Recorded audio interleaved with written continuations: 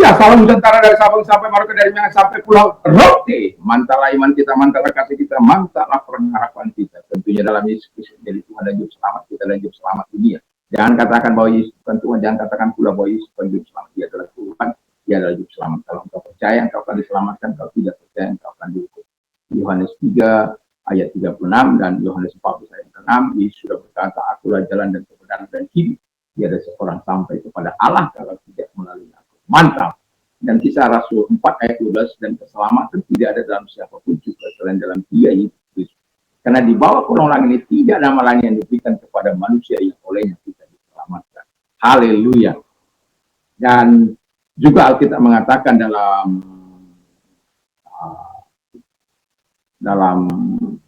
Yohanes 3 ayat 16, karena begitu besar kasih Allah akan dunia ini sehingga Ia mengaruniakan anaknya yang tunggal supaya setiap orang percaya kepadanya tidak binasa melainkan beroleh. Saya, saudara, kita semua yang percaya kepadanya tidak binasa melainkan beroleh hidup yang kekal. Jika engkau percaya dan engkau dari sisi rumahmu akan diselamatkan. Kisah Rasul 16 ayat 31. Dengan hati percaya engkau dibenarkan, dengan mengaku engkau diselamatkan. Dan orang yang percaya tidak akan dihukum. Roma 9 ayat 11 sampai 13. Kiranya Tuhan senantiasa menyatakan kebaikan kepada kita dan menyatakan pertolongannya bagi setiap kita. Puji nama Tuhan. Dan sebelum kita mendengarkan firman Allah, izinkan saya berdoa. Terima kasih Tuhan. Biarlah kami ketika kami menjadi kaya, kami tidak menjadi bodoh. Tapi kaya ini pakai untuk tempat ini. Dalam nama Yesus. Amin. Saya akan membacakan Lukas 12 ayat 13. Dari 13 sampai dengan 21. Tetapi saya akan membacakan dari ayat 15. Katanya lagi kepada mereka, berjaga-jagalah dan waspada terhadap segala ketamakan, sebab walaupun seorang berlimpah-limpah hartanya, hidupnya tidaklah bergantung daripada kekayaan itu. Ayat yang ke-17, ia bertanya dalam hatinya, apakah yang harus kuperbuat sebab aku tidak mempunyai tempat di mana aku dapat menyimpan hasil tanah. 20, tetapi firman Allah kepadanya, jika engkau orang bodoh, pada malam ini juga jauh akan diambil daripadamu, dan apakah yang telah kau tuliskan untuk siapakah itu nantinya. Demikianlah jadinya orang yang mengumpulkan harta bagi dirinya sendiri jika ia tidak kaya di hadapan Allah. Kalau mau baca kisah lengkapnya, baca dalam kisah Lukas 12 ayat 13 sampai 21. Ini saya mengambil menyoroti dari sisi negatifnya, ya. Kaya di hadapan dunia adalah orang kaya yang bodoh. Jadi kaya di hadapan dunia itu, di hadapan Allah itu bodoh. Karena bukan karena kaya Anda di dunia ini tidak boleh kaya, bukan. Tapi karena kekayaanmu hanya untuk kepentinganmu sendiri, untuk ketamakanmu sendiri. Hanya untuk kepentinganmu sendiri. Manusia yang tidak berguna, walaupun engkau banyak harta. Saya tidak banyak harta, tetapi saya masih bisa berbagi. Masih bisa memberikan tumpangan gratis di tempat tinggal di rumah saya yang kosong. Saya bisa masih mengalirkan air bagi masyarakat. Saya bukan orang kaya, tetapi saya tidak mau menjadi orang bodoh di hadapan Tuhan. Saya menjadi orang yang bijak di hadapan Tuhan. Nah, kaya di hadapan dunia berarti itu serakah, tamak, hidup untuk dirinya sendiri. Itu sebabnya dikatakan ketika dia sudah melihat hasilnya berlimpah-limpah, bukan turut berbagi, dia perbesar lumbungnya. Dan kemudian setelah besar lumbungnya, dia buat semakin besar dan luar biasa. Lalu dia berkata kepada jiwanya, ada padamu makanan, minuman, barang. Ya. makanlah, minumlah, bersenang-senanglah, beristirahatlah. Saking sudah berlimpah-limpah hanya untuk kesenangan dirinya sendiri. Ingat, satu kali segala apa yang Tuhan percayakan kepadamu, engkau percaya atau tidak percaya, satu kali segala perbuatanmu, kekayaan yang dipercayakan kepadamu akan kau pertanggungjawabkan di hadapan Tuhan. Kau memilih untuk kaya di hadapan dunia, bisa. Tidak ada yang lain. Tapi saya sebagai hamba Allah mengingatkan kita supaya memilih kaya di hadapan Allah. Yang kedua, tidak rela berbagi. Ini tidak rela berbagi. Jadi itu sebabnya semakin besar dia, ya semakin banyak hasilnya, dia tambah sana tambah sini, dan itu dia tidak mau berbagi.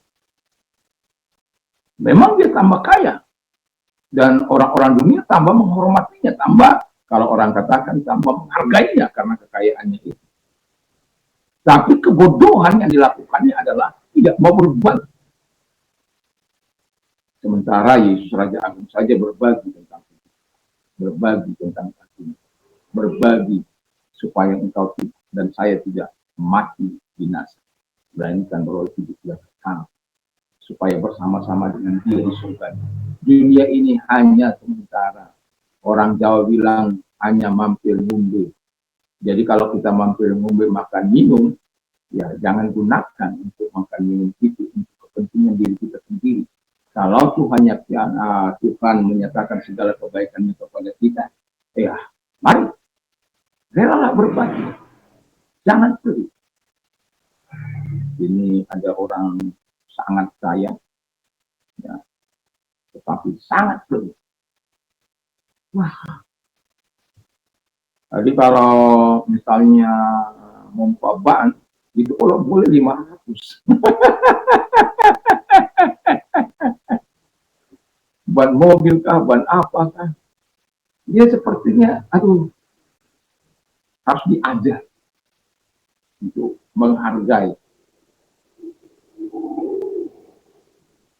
Dan paling banter itu, hari ini dia sudah mau membeli 1.000. Tapi kalau sudah 2 ban, itu harus 2.000. Seharusnya sudah 4.000.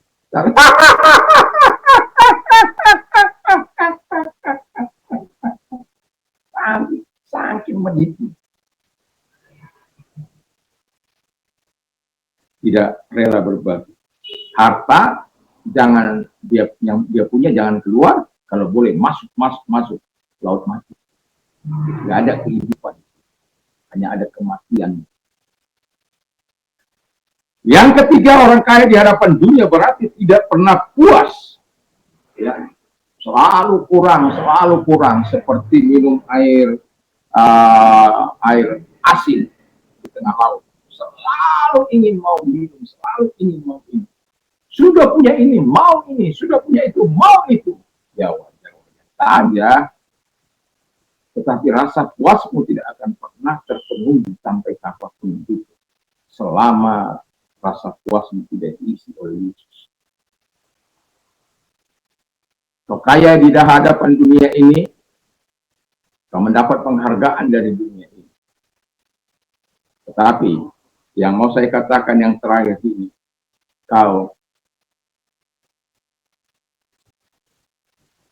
hidupmu akan ditinggal oleh Allah, baik di dunia ini maupun di masa yang akan datang. Dan katanya firman Allah katakan, siapa yang sudah kau sediakan itu? Begitu engkau berjuang, begitu engkau luar biasa, kerja keras pagi, siang, dan malam. Bila perlu 24 jam itu bisa engkau tambah waktu.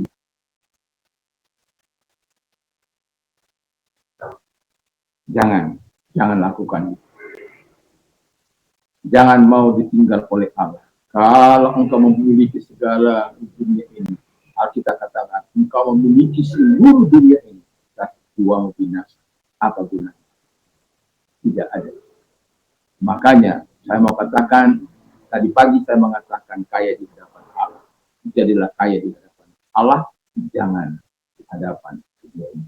Kalau engkau kaya di hadapan Allah, engkau sejahtera. Engkau kaya di hadapan dunia, engkau yang memilih, dan pilihan saya berharap adalah pilihan yang terbaik, yaitu kaya di hadapan Allah, sehingga engkau rela berbagi, rela memberkati, rela memuliakan Tuhan dengan hartamu, dan rela murah hati. Haleluya. Puji nama Tuhan dan takut akan Tuhan senantiasa. Mari kita terus kepada dan kita berdoa. Terima kasih Tuhan, kiranya Tuhan menolong kami untuk kami memilih yang terbaik. Dalam nama Yesus, kalau engkau sedang sakit, apapun sakit penyakitmu, dalam nama Yesus, arahkan tanganmu kepada Tuhan. Dalam nama Yesus, tangan-tangan yang diarahkan kepadamu, dan datanglah kepada mereka. Segala sakit penyakit yang mereka derita, perintahkan dalam nama Yesus, keluar, hancurkan dengan kuasa. Roh Kudus menolong mereka, dan engkau menyembuhkan mereka dalam kuasa Tuhan. Terima kasih. Dan kalau engkau sedang membutuhkan bantuan dari Tuhan, arahkan tanganmu kepada Tuhan. Mari kita berdoa. Bila tangan-tangan diarahkan kepadamu yang membutuhkan bantuan, Tuhan tolong. Pertolongan kami dari Tuhan yang memberikan langit dan bumi. Sebabnya kami datang kepada Tuhan, dan biarlah engkau menolong mereka dan cukupkan segala kebutuhan yang mereka butuhkan. Terima kasih buat pertolonganmu, terima kasih buat kebaikanmu kepada mereka. Dalam nama Yesus.